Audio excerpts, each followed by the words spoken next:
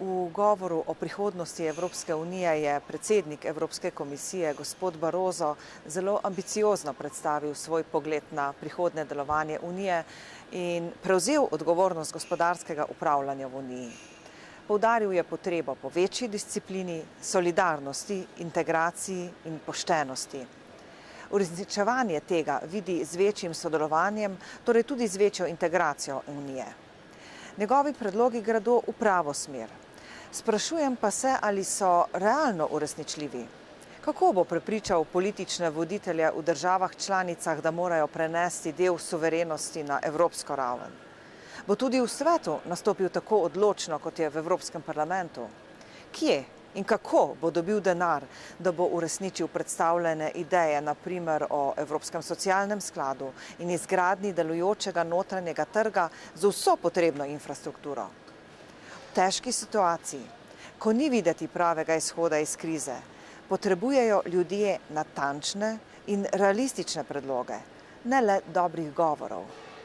Menim, da trenutek ni pravi za obljube o večji integraciji.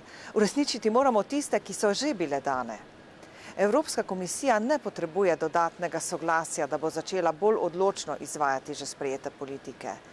Če bo Evropska komisija nadaljevala z verbalnim prevzemanjem novih nalog, namreč lahko doseže prav nasprotni učinek. Politike v državah članicah bo razbremenila odgovornosti in jih tako rekoč spodbudila k manj odgovornemu obnašanju. Evropski poslanci od Evropske komisije veliko pričakujemo. Tudi Barroso je priznal, da je bila lahko Evropska komisija doslej ambiciozna zaradi podpore Evropskega parlamenta. Menim, da bo tako podporo za dobre predloge dobil tudi v prihodnje. Dobre predloge bo možno uresničiti z večjo integracijo, a to ne pomeni le prevzemanje več bremen na evropskem nivoju in vzpostavljanje evropske institucionalne ureditve.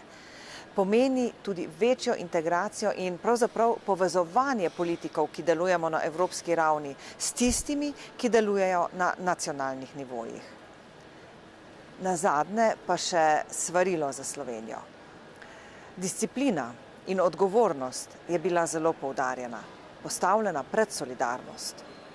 To pomeni, da se moramo čim prej zresniti, urediti finančni sistem, oživiti gospodarstvo in ljudem ponuditi priložnost za zaposlitev, ponovno upanje in zaupanje.